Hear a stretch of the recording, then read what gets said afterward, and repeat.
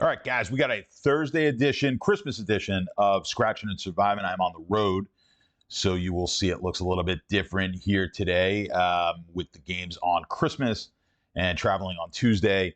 Could not get the video out to you, but I wanted to get a video out this week. I know a lot of you probably could not take the games on Christmas Day, so I don't think missing the video made all that much of a difference. But we're going to get into all of that. This is still Scratching and Surviving. I am Statsational, professional sports bettor, professional DFS player, former Wall Street trader of FX, and of course, one of the founders of the Sharp app, and also now the host of the Better Thinking podcast, BETTOR Thinking podcast. We've got 3 episodes that have dropped. Some of you have watched those and given me some great feedback.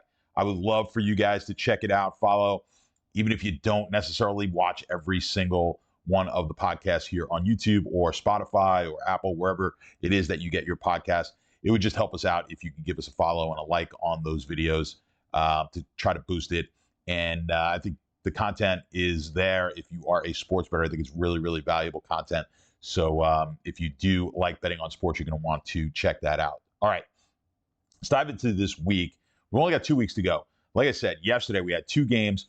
Both of the favorites win fairly easily, but not too many people able to take either one of those games.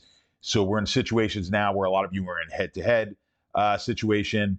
Many of you are in some pools that are in all likelihood going to survive all of the 18 weeks, and you're going to be in a fairly large chop. So we're going to see when the situation is proper in order to fade and when the situation calls for just go ahead and taking the best team. At this point in the season, typically I like to go ahead and take the best team, especially when we are in a situation that we are head to head. We want to take that optimal path, continue to let our opponents take suboptimal paths and hope that they get knocked off. Now, what's happened here in the last few weeks is we just have not had a lot of upsets. We haven't seen these lesser teams get knocked off, and therefore our strategy may not be playing out as well as it should. I mean, that's just what's going to happen from time to time. I mean, it could be even worse where the biggest favorite loses and the lesser favorite wins. That would be the worst case scenario when we're taking that strategy. But I would always rather be taking a team with 5-6 percentage points better chance of winning according to the market than one that is the lesser team projected to win, and take my chances. You ultimately, in the survivor pools, what you're hoping to get to is a point where you can be solo on a team against the rest of your pool, because that, of course, gives you the chance to win. You can never win this pool by yourself, at least, and not have taken a team that nobody else remaining in your pool has taken. And if you can get in the situation where you're taking a team with a better win percentage than the others or other in your pool, I mean, that's the ultimate thing you can ask for when you started this pool from the beginning. So we're always looking to possibly get to be solo on a team. Now, the more people you have in your pool, then what happens is the weaker the team is that you could take in order to get to that solo position. And that's what the threshold column is. Let's see if I can open it up here. Don't have my usual setup, of course, but yeah, let's fix the spreadsheet a little bit.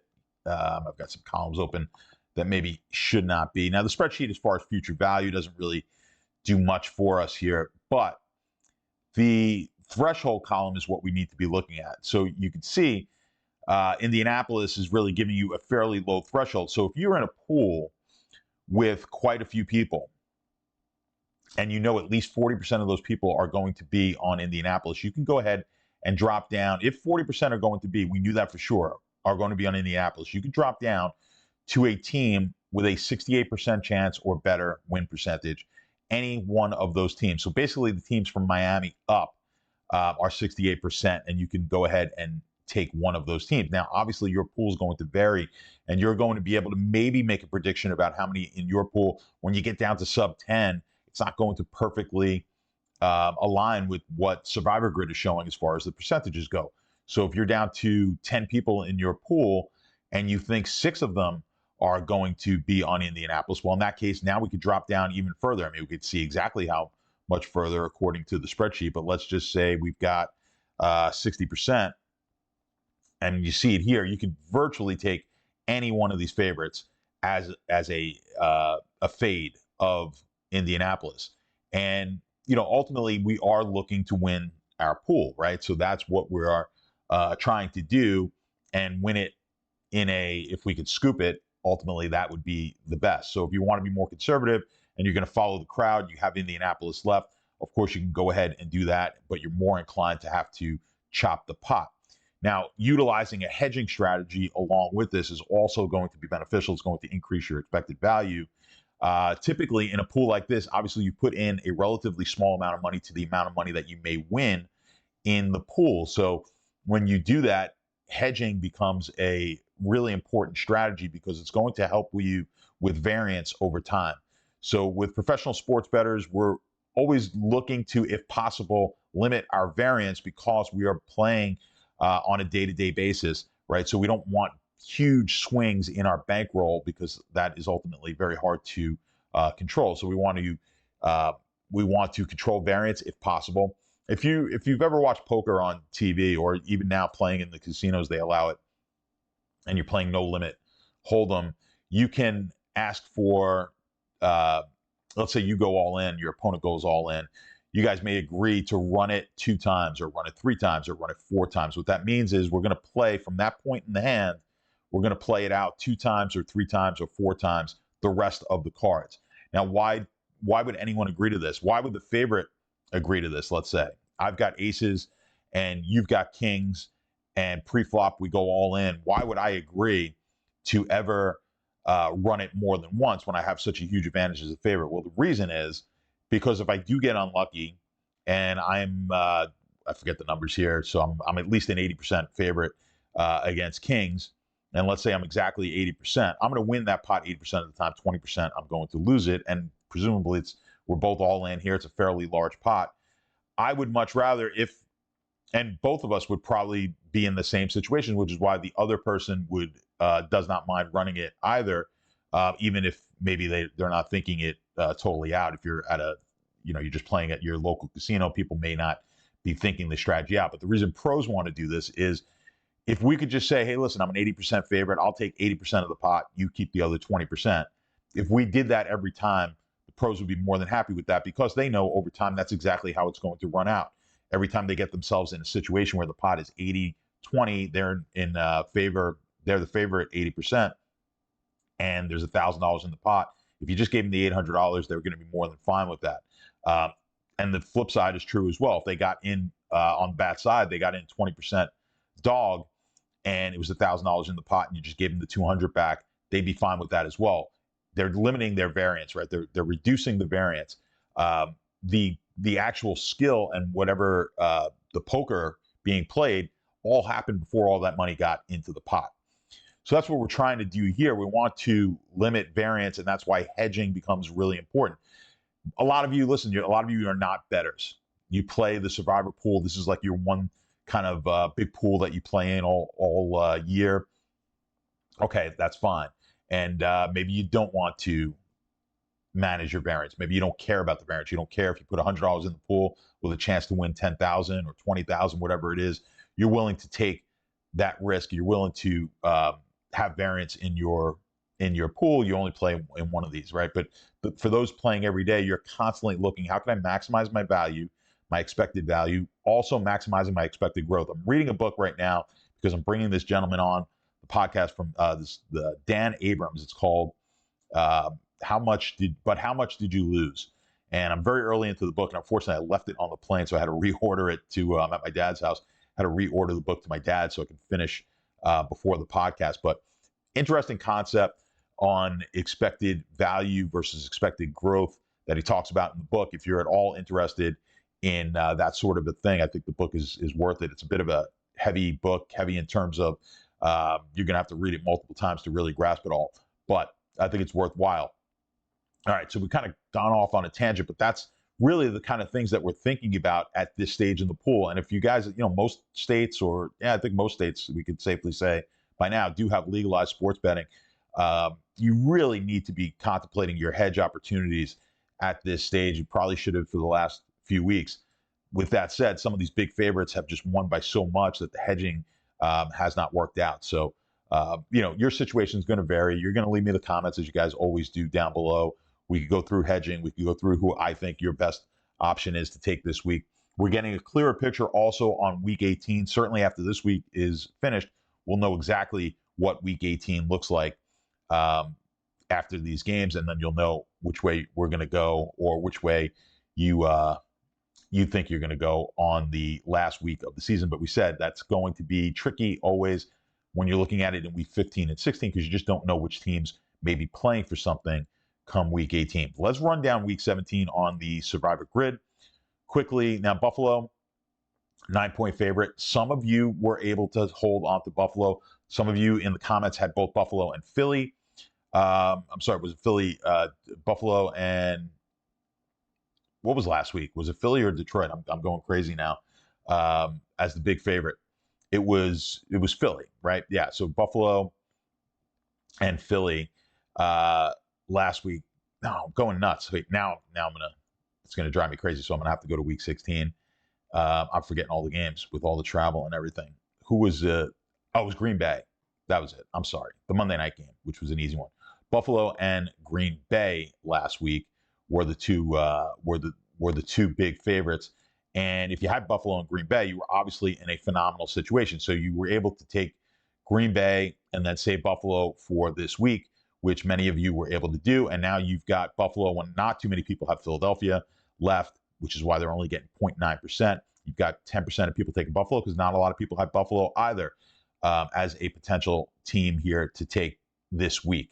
So if you're in that situation, that's why I said if you were able to get yourself to Buffalo this week, you were going to be in a huge advantageous position over the rest of the pool. And you could see that to be true because most people are going to have to take Indianapolis at about 40% clip right now. People are taking Indianapolis. Not many have obviously taken them so far this year. You're getting a 7.5-point favorite, albeit on the road. Some people do have Tampa left. There was a couple of weeks there a few weeks ago where Tampa was one of the better plays, so a lot of people were taking them at that point. Did not save them for Carolina, but I know some of you in the comments have done so. So Carolina or Tampa is going to be a pretty good play here leverage-wise against the rest of the field. I mean, we're basically gunning for Indianapolis. So either you are in a situation where you just don't have a really good second choice outside of Indianapolis, or you've got one of these better teams available to you and you are able to really put the pressure on the Indianapolis picks because if of course Indianapolis loses, you're going to pick up a ton of equity, maybe even win your pool, depending. And then on the road here, sorry, we're getting phone calls over by my dad's house, but so excuse the ringing. When we look at Indianapolis, I want to go back to the spreadsheet, and again, at a 40% clip, you take a 68% of the pool can now 68% of the pool or 68% win percentage in the pool in this week is the minimum that you're looking to take a team at in order to fade Indianapolis. I said, as this number increases, we can go ahead and take weaker and weaker teams. So this is a choice that you're going to have to look at. You're going to have, some of you are going to have 5 or 6 people left in your pool, and you're going to be wondering, what should I do? You're going to have 6 people left. They can all take Indianapolis. If none of them can take Buffalo, Philly, Tampa, then we are going to be fairly confident almost all of them are going to take Indianapolis. But there's always going to be at least one person says, you know what, I'm going to maybe take the Rams here. Now, that's where the Rams are getting 15.7, 16% of picks. They're not too far off from Indianapolis, but still about 5 percentage points difference in a win percentage. There are going to be people, I've had comments already asking me, just because people don't want to take it in Indianapolis, they don't like to take a road team, and maybe they want to get off the most popular team. Some people will go down to the Rams. So you're going to have to factor that in. But if you can make a fairly accurate determination as far as how many people will be on the Colts in your pool, that's going to determine whether or not you get off them or you're on them. So that's going to be the key for this week. We got the Rams home against Arizona, big divisional game. 16% of people are on there. There's just not a lot of picks going in other directions. Some people on the Chargers. Not a lot of people can take the Chargers anymore. So we got 6% there. You got Seattle on the road, 6%. A lot of people have taken Seattle as well. Really, again, your focus this week is going to be on Indianapolis. Are we taking Indianapolis or are we not taking Indianapolis, assuming you don't have Buffalo, Philly, Tampa? That's the focus. So if you're in a heads-up situation, I think you just take Indianapolis. I don't even think. If you're in a heads-up situation and Indianapolis is the best team as far as win probability, you are always taking the highest win probability team that you possibly can. So that's decision is going to be made for you. But if we're in a situation where there's 3 of us left and the other 2 are taking Indianapolis, that's when you could go ahead and make that call to go ahead and fade Indianapolis. Let's look at Week 18. We haven't done a lot of looking at Week 18, but it is starting to clear up a little bit more. Amazing that we're going to have such massive favorites here in Week 18. Baltimore's going to need that game to win the division against Cleveland, so they are a projected 17.5-point favorite on the look-ahead line. Philly is going to need their game against the Giants, most likely 18.5-point favorites. I mean, the Giants just look atrocious, as you can tell this week.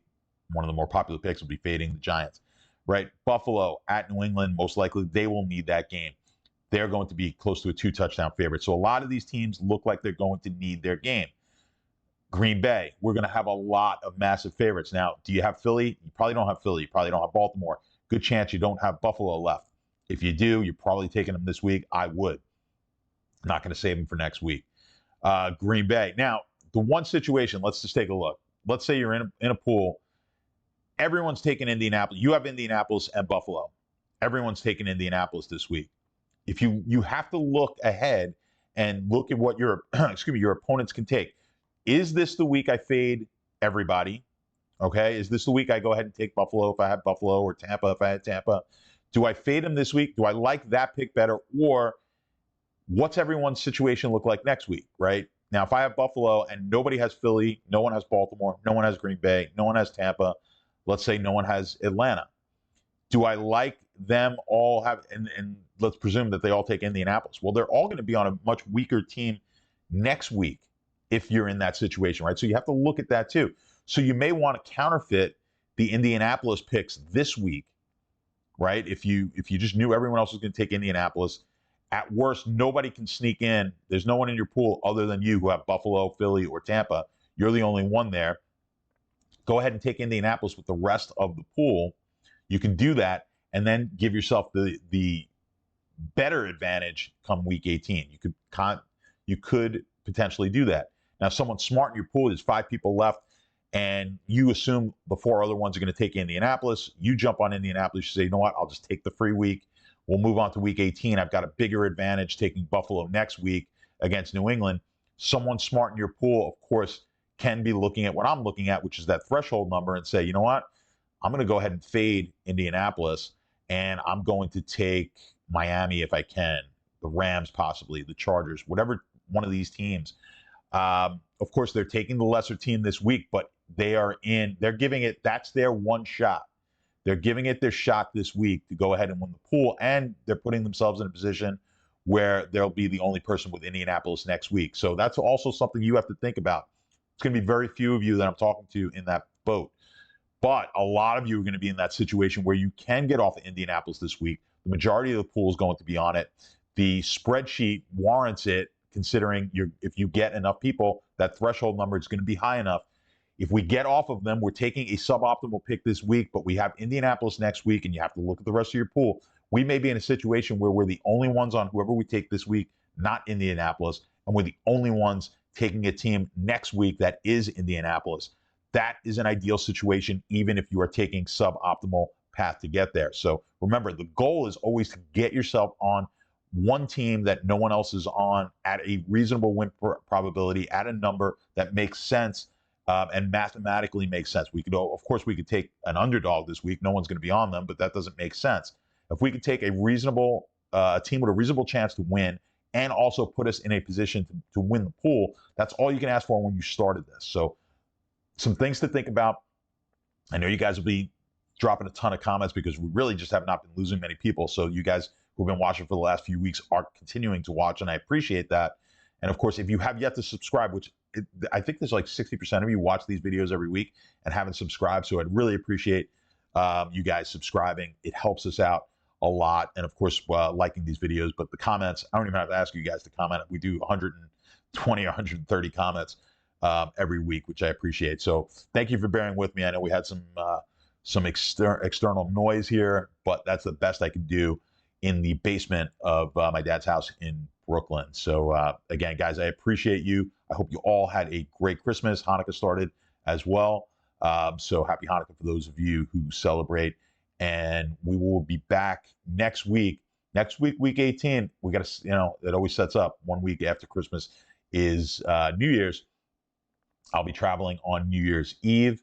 There's no games on the Wednesday, so that helps us out. But so I should be able to get the video out for you guys on Wednesday next week. Maybe a little late, Wednesday being New Year's Day. I'll get a video out for the week 18. But again, it's been a great run. If you guys are still watching, it's been a great run for you. Let's get this thing to the finish line. Let's win some money. I want to see the comments just littered with those of you who won your pools. It means a bunch to me. And if I can't win, I always wish you guys can. So good luck, guys, this week. Enjoy the slow week, or at least from this point on, slow week with the family. Play some games with the kids. Do whatever you got to do. And we'll be back next week, hopefully still alive on Scratching and Surviving.